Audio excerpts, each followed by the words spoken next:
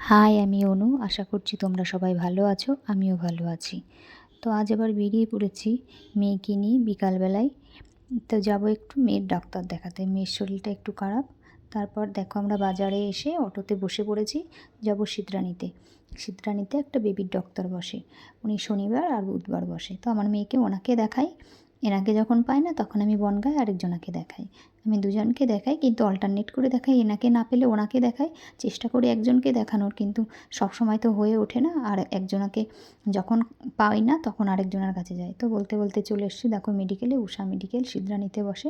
চলে এসেছি, এসে তো দেখি এত ভিড়।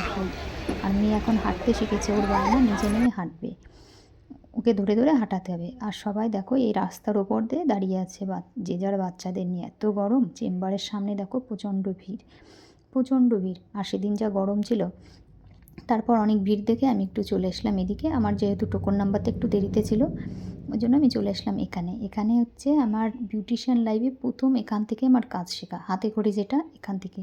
কিন্তু সেই দিদি এইখানে নেই, দিদির মেয়ে কাজ করছে। ওয়েট করছিলাম একটু দিদির সঙ্গে দেখা করবো, যার জন্য বসেছিলাম। তারপর দেখা হলো আরেকটা বান্ধবীর সঙ্গে।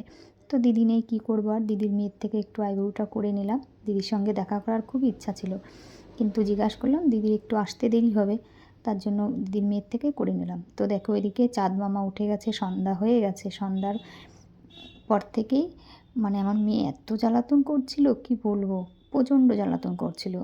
অসুস্থ তো, শরীরটা খারাপ, তারপরে গরম পড়েছে। আর একটা বাচ্চা মানুষ কতক্ষণ থাকতে পারে বলো, আমরা নিজেরাই থাকতে পারি না। আর এদিকে দেখো ছোট ছোট বাচ্চা সব, মানে সব বাচ্চাগুলোই অসুস্থ। অসুস্থ না হলে তো কেউ আর ডাক্তার কাছে আসে না, সবাই অসুস্থ।